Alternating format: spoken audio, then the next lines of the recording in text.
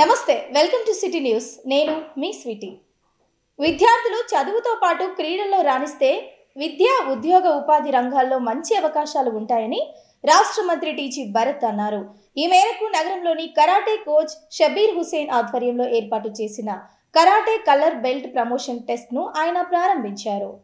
Taekwondo coach G Shabbir ఆధ్వర్యంలో శిక్షణ పొందిన క్రీడాకారులకు నిర్వహించిన కలర్ బెల్టుల ప్రదానం కార్యక్రమంలో రాష్ట్ర పరిశ్రమలు వాణిజ్యం ఆహార శుద్ధి శాఖ మంత్రి టీజీ భరత్ ముఖ్య అతిథిగా హాజరయ్యారు।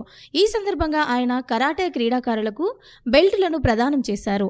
ఈ సందర్భంగా కరాటే క్రీడాకారులు చేసిన విన్యాసాలు అందరినీ ఆకట్టుకున్నాయి। ఈ సందర్భంగా రాష్ట్ర మంత్రి టీజీ భరత్ మాట్లాడుతూ ప్రతి ఒక్కరూ ప్రతిరోజు క్రీడా సాధన చేయడం వలన శారీరక మానసిక ఆరోగ్యం మెరుగుపడుతుందన్నారు। క్రీడల సాధన వలన విద్యా ఉద్యోగాల్లో రిజర్వేషన్ కోటా ఉంటుందని తెలిపారు। అందుకే తల్లిదండ్రులు తమ పిల్లలు ఆరోగ్యంగా ఉండాలన్నా చదువులో మంచి మార్కులు సాధించాలన్నా వారిని క్రీడల్లో పాల్గొనేలా ప్రోత్సహించాలని సూచించారు। ముఖ్యంగా కరాటే లాంటి మార్షల్ ఆర్ట్స్లో శిక్షణ పొందడం వల్ల విద్యార్థుల్లో ఏకాగ్రత ఆత్మవిశ్వాసం పెంపొందుతుందని చెప్పారు। శారీరక వ్యాయామం లేకపోవడం వల్ల చిన్న వయసులోనే గుండెపోటుతో యువత మరణిస్తున్న సందర్భాలను ఆయన గుర్తు చేశారు।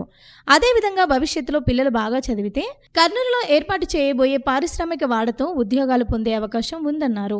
ప్రత్యేకించి కోచ్ షబ్బీర్తో గత 15 సంవత్సరాల నుంచి అనుబంధం ఉందన్నారు।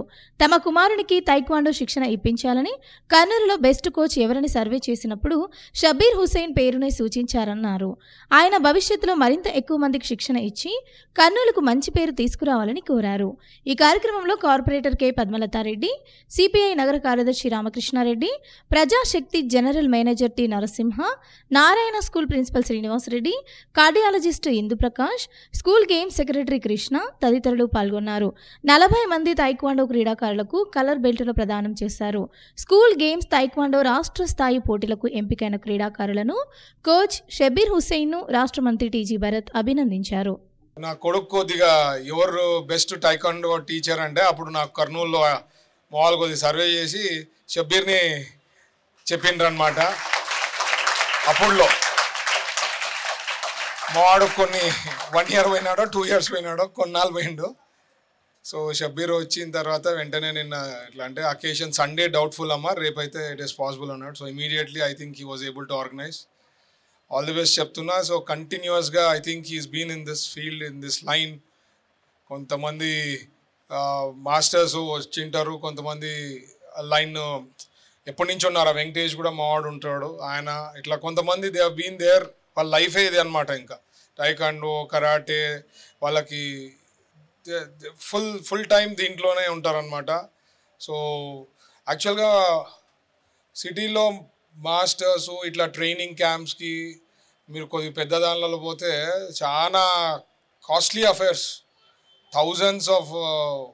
Thousands or even somewhere in high end అయితే ల్యాక్స్లో కూడా ఉంటుంది। ఇక్కడ hardly they charge any nominal అమౌంట్స్లో చేస్తుంటారు।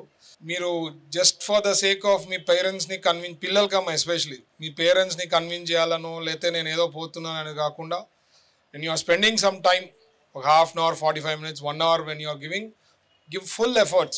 That's very important. ఏదో వచ్చినాము ఏదో బెల్ట్ వచ్చింది అనేది కాకుండా whatever we do, we have to put in all efforts. I think you are in the right place. మన షబీర్ దగ్గర he trains very well.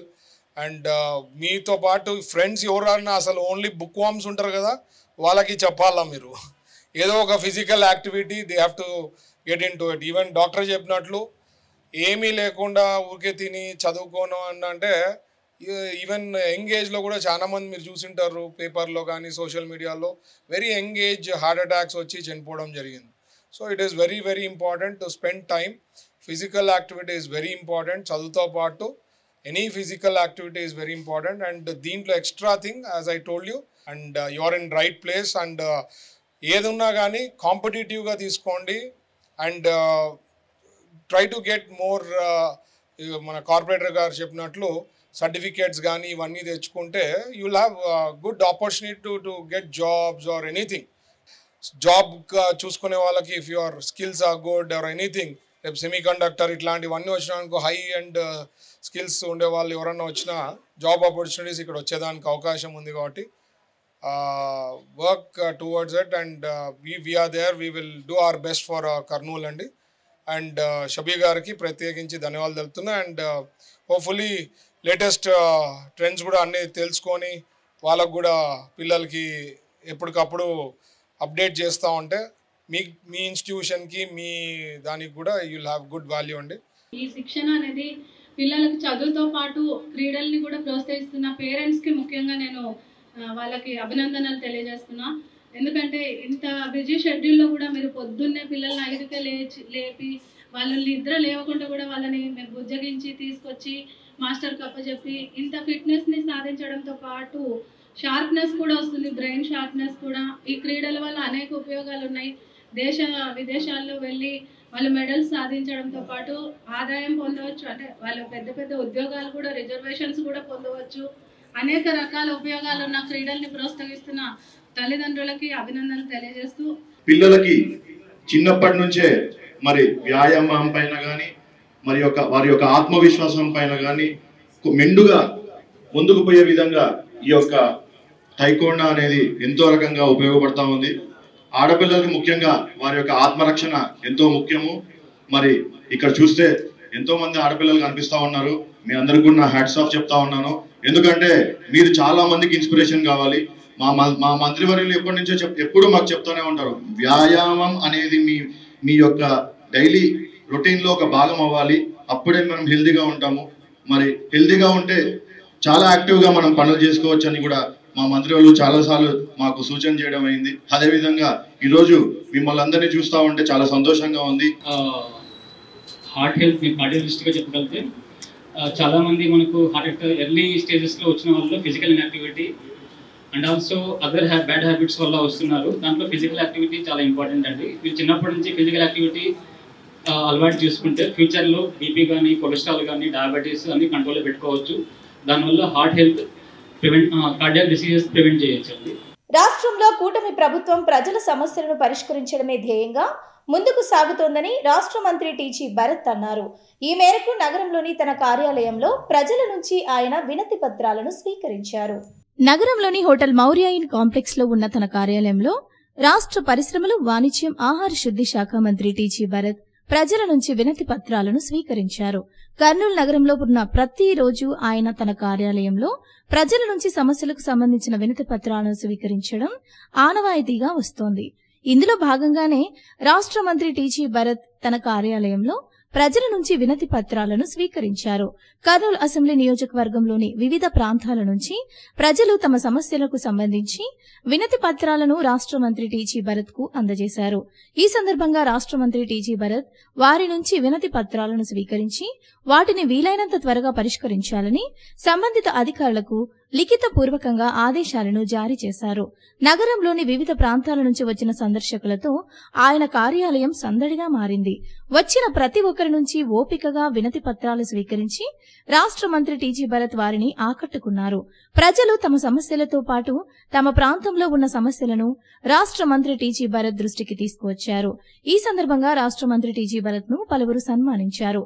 సందర్భంగా రాష్ట్ర మంత్రి టీజీ భరత్ మాట్లాడుతూ ప్రజల సమస్యలను పరిష్కరించడమే ధ్యేయంగా కూటమి ప్రభుత్వం ముందుకు సాగుతుందని చెప్పారు. ఇందులో భాగంగానే తన కార్యాలయంలో ప్రతిరోజు ప్రజల నుంచి సమస్యలకు సంబంధించి వినతి పత్రాలను స్వీకరిస్తున్నామని తెలియజేశారు. రాష్ట్రంలో కూటమి ప్రభుత్వం ప్రైవేటు జూనియర్ కళాశాలలకు ధీటుగా ప్రభుత్వం జూనియర్ కళాశాలను అభివృద్ధి చేస్తోందని కర్నూలు పార్లమెంటు సభ్యులు బస్తిపాటి నాగరాజు అన్నారు. ఈ మేరకు నగరంలోని టౌన్ మోడల్ ప్రభుత్వ జూనియర్ కళాశాల ఫ్రెషర్స్ డే వేడుకల్లో ఆయన ముఖ్య అతిథిగా పాల్గొన్నారు. నగరంలోని ప్రభుత్వ టౌన్ మోడల్ జూనియర్ కళాశాల ఫ్రెషర్స్ డే వేడుకల్లో ముఖ్య అతిథిగా కర్నూలు పార్లమెంటు సభ్యులు బస్తిపాటి నాగరాజు పాల్గొన్నారు. ఈ సందర్భంగా జరిగిన సమావేశంలో ఆయన మాట్లాడుతూ విద్యార్థులు క్రమశిక్షణ, అంకితాభావంతో చదివి జీవితంలో ఉన్నత స్థాయికి చేరుకోవాలని కోరారు. ముఖ్యంగా కర్నూలు నగరంలో టౌన్ మోడల్ జూనియర్ కళాశాలకు ఎంతో చరిత్ర ఉందని, ఇక్కడ చదివిన వారు ఉన్నత స్థానాల్లో ఉన్న విషయాన్ని ప్రతి విద్యార్థి గుర్తుంచుకోవాలని అన్నారు. ప్రభుత్వ జూనియర్ కళాశాలను తక్కువగా అంచనా వేయొద్దని, ప్రైవేట్ కళాశాలలకు ధీటుగా ఇక్కడ సౌకర్యాలు ఉండడంతో పాటు అర్హత గల లెక్చరర్లు కూడా ఉన్నారని తెలియజేశారు.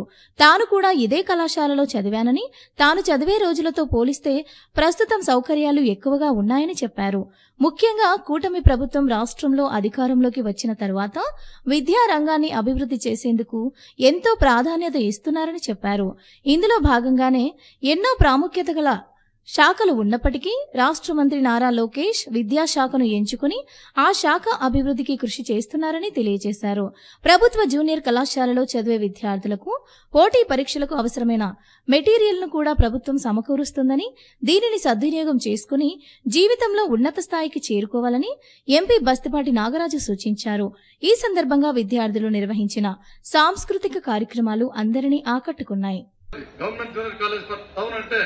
ఒక చరిత్ర కలిగినటువంటి కాలేజీ. అప్పట్లో మేము చదువుకున్నప్పుడు ఈ కాలేజీ సీట్ రావడం చాలా కష్టంగా ఉండేది.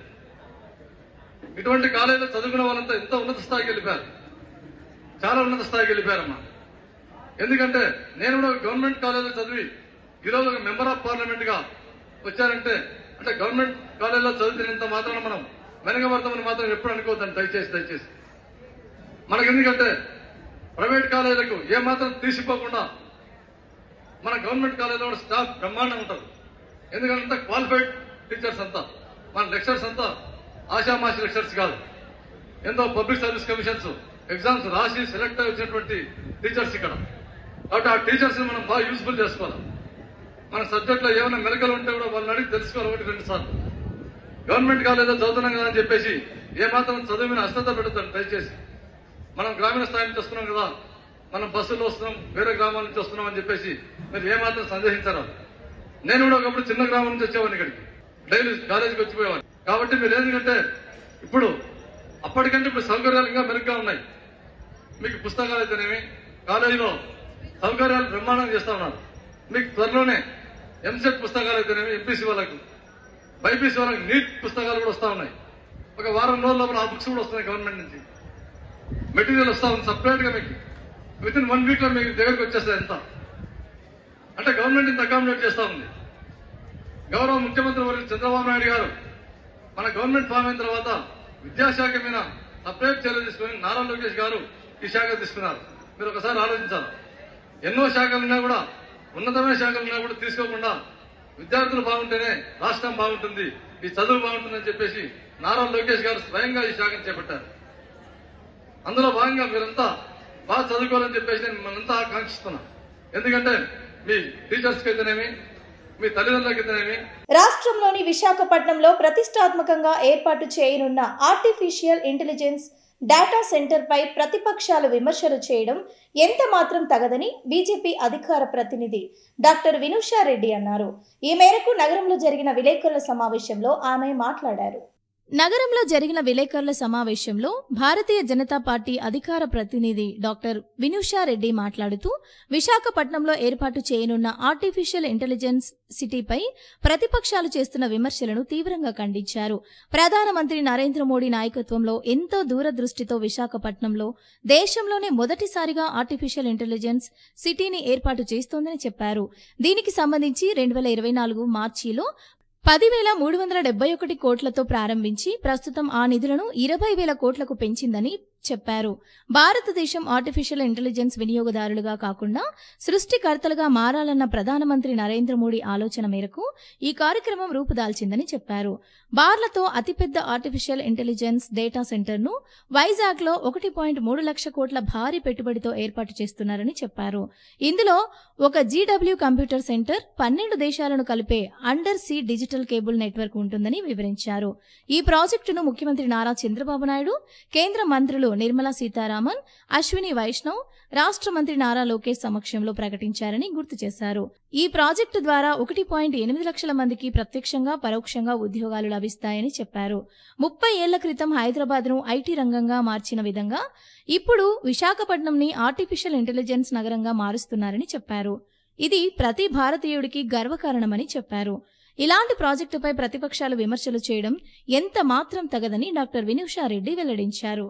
మీకు నేను ఒక ముఖ్యమైన విషయం చెప్పదలుచుకున్నాను. ఇప్పుడు మనందరము ఇన్స్టాగ్రామ్, యూట్యూబ్, జూమ్ ఇవన్నీ వాడుతుంటాం. ఈ డేటా ప్రాసెసింగ్ ఎక్కడ జరుగుతుంది? ఇప్పుడు భారతదేశంలో చూస్తే ముంబై లేదా మనకు చెన్నైలో జరుగుతుంది. ఈరోజు ఏదైనా మీరు తీసుకోండి, ఒక ఫోన్ పేలో పేమెంట్ చేయాలన్నా, మనము జూమ్లో లింక్ పంపించాలన్నా, ఇన్స్టాగ్రామ్లో ఒక స్క్రోలింగ్ చూడాలన్నా దానికి డేటాబేస్ ముఖ్యం. నరేంద్ర మోడీ గారు ప్రధానమంత్రి అయ్యాక ఈ ఆర్టిఫిషియల్ ఇంటెలిజెన్స్ కేవలం అమెరికాలోనో చైనాలోనో తయారవుతుంటే భారతదేశంలో వినియోగదారులుగా ఉన్నారు. ఏఐ యూజర్స్ నుంచి ఏఐ క్రియేటర్స్, అంటే ఈ ఆర్టిఫిషియల్ ఇంటెలిజెన్స్ ను మనమే తయారు చేయాలనే సంకల్పంతో మార్చి 2024 ఇండియా ఏఐ మిషన్ ను ఎస్టాబ్లిష్ చేశారు, వాళ్ళు స్థాపించారు. దాన్ని 10,300 కోట్ల బడ్జెట్ తో మన భారతదేశంలో ఆర్టిఫిషియల్ ఇంటెలిజెన్స్ ను మనం వాడుకోవడమే కాదు, మనము తయారు చేయాలి అనే సదుద్దేశంతో తీసుకొచ్చారు. ఈ సంవత్సరం కూడా దానికి సంబంధించిన బడ్జెట్ ను 20,000 కోట్లకు పైగా తీసుకెళ్లారు. ఇప్పుడు మనం అందరం ఏం మాట్లాడుకుంటున్నాం? గూగుల్ సంస్థ గురించి మాట్లాడుకుంటున్నాం. 5 రోజుల క్రితం గూగుల్ ఏఐ సంబంధించిన అతి పెద్ద వ్యవస్థ, యుఎస్ అంటే అమెరికా వెలుపల అతి పెద్ద వ్యవస్థను మన ఆంధ్రప్రదేశ్ లో, మన వైజాగ్ లో 1,37,000 కోట్లతో స్థాపించనుంది. దీని ద్వారా 1,86,000 ప్రత్యక్ష పరోక్ష ఉద్యోగాలు మన ఆంధ్రప్రదేశ్ లో, మన వైజాగ్ లో రానున్నాయి. ఇది కేవలం ఏదో 2 రోజుల్లో 3 రోజుల్లో అలా వచ్చి వాళ్ళు ప్రకటన చేస్తే జరగలేదు. సంవత్సరం నుంచి సుమారుగా సంవత్సరంకు పైగా ప్రయత్నాలు చేయడం మొదలుపెట్టారు. ఈ ప్రాజెక్ట్ ఎందుకు ఇంత మనకు ప్రాముఖ్యత సంతరించుకుందంటే, ఇది కేవలం భారతదేశంలో ఉపయోగపడే ప్రాజెక్టే కాదు. భారతదేశంలో వైజాగ్ నగరంలో సముద్రం గర్భంలో నుంచి సముద్రం లోపల అండర్ సీ కేబుల్స్ ద్వారా 12 దేశాలను మన భారతదేశం లింక్ చేస్తుంది.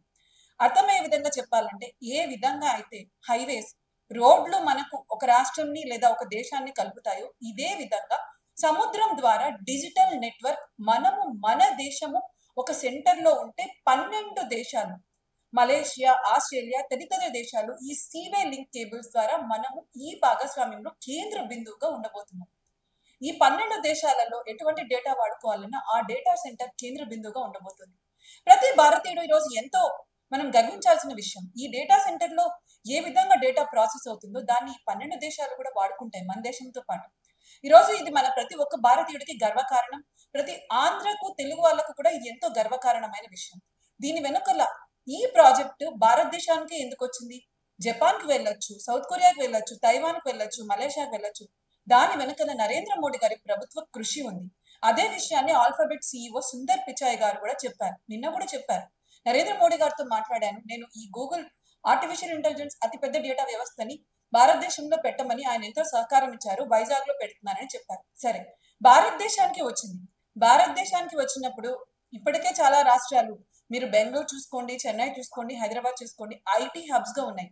మరి ఆంధ్రప్రదేశ్ కి రావడంలో కూటమి ప్రభుత్వం, మన ముఖ్యమంత్రి చంద్రబాబు నాయుడు గారు, అదే విధంగా ఐటీ మినిస్టర్ నారా లోకేష్ గారు సంవత్సరం నుంచి ప్రయత్నాలు చేశారు. భారతదేశానికి రావడానికి కేంద్ర ప్రభుత్వం ఎంతో కృషి చేస్తే, ఆంధ్రప్రదేశ్ కు రావడానికి మన ముఖ్యమంత్రి చంద్రబాబు నాయుడు గారు, ఈ కూటమి ప్రభుత్వం ఎంతో కృషి చేసింది. వీటన్నిటి వల్ల ఈ రోజు ఇది ఒక్క సాకారం అయ్యి ఈ రోజు గూగుల్ ఆంధ్రప్రదేశ్ కి రాబోతుంది. నిర్మాణాత్మకమైన విమర్శ చేయండి, మీరు ప్రజలకు ఇంకా మంచి ఎలా చేయాలో చెప్పండి. అంతేకాని ఈ విధంగా అబద్ధాలు చెప్పడం, దీనివల్ల ఉద్యోగాలు రావడం అని మన రాష్ట్రాన్ని మీరెందుకు కించపరుస్తున్నారు? మాజీ ముఖ్యమంత్రి గారు జగన్మోహన్ రెడ్డి గారు, మీ నేతలు ఈ విధంగా మాట్లాడుతున్నారు, మీరు కూడా ఈ విధంగా మాట్లాడతారా? గూగుల్ డేటా సెంటర్ మన వైజాగ్ కు రావడం మీరు విమర్శిస్తారా? మీకు ఇష్టం లేదా? ఇంకొక సూటి ప్రశ్న నేను వైఎస్ఆర్సీపీ ప్రభుత్వాన్ని అడగదలుచుకున్నాను. సార్, గడిచిన 5 ఏళ్లలో మీరు ఏం ఇన్వెస్ట్మెంట్స్, ఏం పెట్టుబడులు తీసుకొచ్చారు? ఎంతమందికి మీరు ఉపాధి కల్పించారు? ఈ గూగుల్ ఏఐ డేటా సెంటర్ ఒకటే కాదు, గడిచిన సంవత్సరంన్నరలో దగ్గర 9,70,000 కోట్లకు పైగా మనం పెట్టుబడులు చేసుకున్నాం. ఇది కాకుండా ఇది అతి పెద్ద పెట్టుబడి, 4.5 లక్షల కోట్లకు పైగా చాలా వరకు పెట్టుబడులు ఎంఓయూలు అయిపోయి మనము ఇప్పుడు కన్స్ట్రక్షన్ కూడా చేసుకుంటున్నాము. ఇది ఎంతో శుభ పరిణామం. ఇంకా మన భారతదేశంలో, మన ఆంధ్రప్రదేశ్ లో ఇంకా పెట్టుబడులు వస్తాయి. ఇది ప్రజలకు ఎంతో మేలు చేస్తుంది. ప్రతి ఒక్కరూ ఆడపిల్లలకు చదువుకునే హక్కును ఖచ్చితంగా పాటించాలని జిల్లా కలెక్టర్ డాక్టర్ ఏ సిరి అన్నారు. ఈ మేరకు నగరంలోని సునయానా ఆడిటోరియంలో జరిగిన అంతర్జాతీయ బాలికా దినోత్సవం వేడుకల్లో ఆమె పాల్గొన్నారు. నగరంలోని జిల్లా కలెక్టరేట్ సునయానా ఆడిటోరియంలో జిల్లా మహిళా అభివృద్ధి మరియు శిశు సంక్షేమ శాఖ ఆధ్వర్యంలో నిర్వహించిన అంతర్జాతీయ బాలికా దినోత్సవ కార్యక్రమంలో ముఖ్య అతిథులుగా జిల్లా collector doctor A Siri, Panyam MLA Shrimati Gowri Charitha Venkata Reddy పాల్గొన్నారు. ఈ సందర్భంగా జిల్లా కలెక్టర్ డాక్టర్ ఏ సిరి మాట్లాడుతూ జిల్లాలో కలెక్టర్గా బాధ్యతలు చేపట్టిన తర్వాత బాలికా విద్య ఏ విధంగా ఉంది అనే విషయాన్ని పరిశీలించడం జరిగిందన్నారు. అక్షరాస్యత రేటు కూడా 100% ఉండాల్సింది, జిల్లాలో 56% ఉందన్నారు. అక్షరాస్యత రేటు 100% తీసుకుని వచ్చే విధంగా ప్రతి ఒక్కరూ కృషి చేయాలని అన్నారు. ఆడపిల్ల పుట్టిన మగపిల్లాడు పుట్టినా ఇద్దరూ సమానమేనని, ఆడపిల్ల ఎప్పుడూ భారం అనుకోకూడదని కలెక్టర్ పేర్కొన్నారు. కలెక్టర్గా, శాసనసభ్యులుగా, జిల్లా అధికారులుగా ఎక్కువ శాతం ఆడపిల్లలే ఉన్నారని అన్నారు. ఆడపిల్లలను బాగా చదివించడంతో పాటు పౌష్టికాహారం బాగా పెట్టాలని కలెక్టర్ తెలిపారు. ఇళ్లలో కూడా ఆడపిల్ల, మగపిల్లవాడు అనే వివక్ష ఎప్పుడూ చూపించకూడదని అన్నారు. తన చిన్ననాటి స్నేహితురాలు 1990 కాలంలో అమెరికాకి తన స్నేహితురాలని పంపించి చదివిపించారని, ఇప్పుడు తను ఉన్నత స్థానంలో ఉందని అన్నారు. వారి తల్లిదండ్రులు కూడా అంత దూరం ఎందుకు అని పంపించకుంటే తాను ఇప్పుడు ఆ స్థానంలో ఉండేదే కాదని అన్నారు. అందుకే ఆడపిల్లలకు చదువుకునే హక్కు ఖచ్చితంగా ఇవ్వాలని అన్నారు. తాను ఈరోజు కలెక్టర్గా ఉన్నాను అంటే దానికి కారణం తన తల్లిగారే అని చెప్పారు. చదువుకునే ఆడపిల్ల కుటుంబంలో ఉండడం వల్ల కుటుంబం బాగుపడడంతో పాటు సమాజం కూడా బాగుపడుతుందని అన్నారు. పాణ్యం ఎమ్మెల్యే గౌరి చరిత మాట్లాడుతూ విద్యార్థులు అందరూ బాగా చదువుకొని జీవితంలో రాణించాలని అన్నారు. విద్యార్థి దశలో ఎక్కువ సమయం చదువు మీద కేటాయించాలని అన్నారు. సమయాన్ని ఎప్పుడు కూడా వృధా చేయకూడదన్నారు. గడిచిన సమయం మరలా తిరిగి రాదని అన్నారు. ప్రభుత్వం విద్యార్థుల కొరకు ఉచితంగా యూనిఫామ్, షూస్, బ్యాగ్స్ ఇస్తున్నారని చెప్పారు. అదేవిధంగా మంచి పౌష్టికాహారంతో కూడిన భోజనాన్ని కూడా పెడుతున్నారని అన్నారు. తల్లిదండ్రులకు పిల్లల చదువు భారం కాకూడదనే ఉద్దేశంతో రాష్ట్ర ప్రభుత్వం తల్లికి వందనం కార్యక్రమంలో భాగంగా ఎంతమంది పిల్లలు ఉంటే అంతమందికి 15,000 రూపాయలు అందించారని అన్నారు. పిల్లలు ఉన్నత చదువులు చదివేందుకు గాను విద్యా లక్ష్మి అనే కార్యక్రమం ద్వారా 1,00,000 రూపాయల వరకు పావలా వడ్డీతో ఇస్తున్నారని అన్నారు. అమ్మాయిలు అన్ని రంగాలలో రాణించాలన్నారు.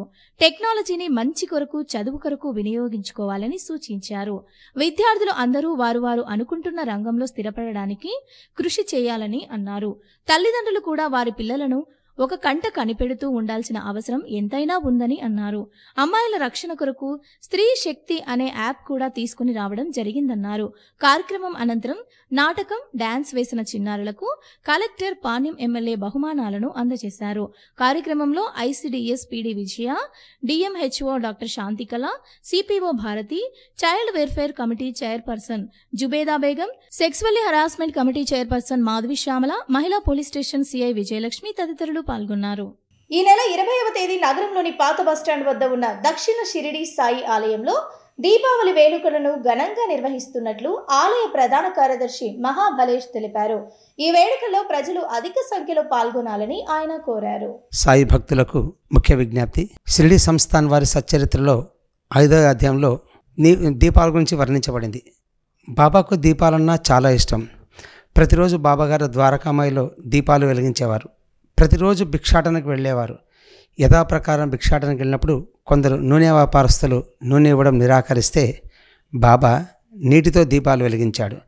ఆయన నమ్ముకున్న భక్తులను కనుక అదే బాట నడవాలనే ఉద్దేశంతో ఈ నెల 20వ తారీఖు సోమవారం సాయంత్రం 6 గంటలకు కర్నూలు దక్షిణ షిరిడిగా పేరుగాంచిన మన షిరిడి సాయిబాబా దేవస్థానంలో సాయంత్రం 6 గంటలకు గర్భగుడి ముందున్నటువంటి నక్షత్రాకార మెట్లపైన దీపాలు వెలిగించే కార్యక్రమం ఏర్పాటు చేశారు. కనుక మహిళలంతా వచ్చి ఈ కార్యక్రమం పాల్గొనాల్సిన కోరుతున్నాం. మహిళలంతా మన సాంప్రదాయస్తులో వచ్చి మీ కుటుంబంలో ఎంతమంది కుటుంబ సభ్యులు ఉంటారో వాళ్ళంతమంది ఉంటే అన్ని దీపాలు తెచ్చి సాయి మందిరంలో వెలిగించవలసిందిగా కోరుతున్నాం. అలాగే 7 గంటలకు లక్ష్మీ పూజ. షిరిడిలో ఏ విధంగా అయితే లక్ష్మీ పూజ చేస్తారో అలాగే మన దేవస్థానం కూడా లక్ష్మీ పూజ చేస్తున్నారు. అలాగే నాణ్యాలు కూడా పెట్టి పూజ చేస్తారు. ఎవరికి కావాల్సిన తర్వాత ఆ నాణ్యాల పూజ అయిన తర్వాత తీసుకెళ్ళవచ్చు. 8 గంటలకు పల్లకి సేవ. పల్లకి సేవ జరుగుతున్నప్పుడు బాబాగారి దీపాలతో స్వాగతం పలికే కార్యక్రమం ఉంటుంది. అనంతరం వచ్చిన భక్తాదులందరికీ కూడా బాబాగారు అల్పాహారం ఏర్పాటు చేశారు. కనుక సాయి భక్తులు, భగవద్ బంధువులందరూ వచ్చి ఈ దీపోత్సవ కార్యక్రమం పాల్గొనవలసిగా కోరుతున్నాం. సాయి మందిరంలో దీపం వెలిగించండి, మీ జీవితంలో వెలుగు నింపుకోండి. ఇవి వాళ్ళ సిటీ న్యూస్. తిరిగి రేపు ప్రసారమయ్యే సిటీ న్యూస్లో మళ్ళీ కలుసుకుందాం. అంతవరకు చూస్తూనే ఉండండి సిటీ న్యూస్.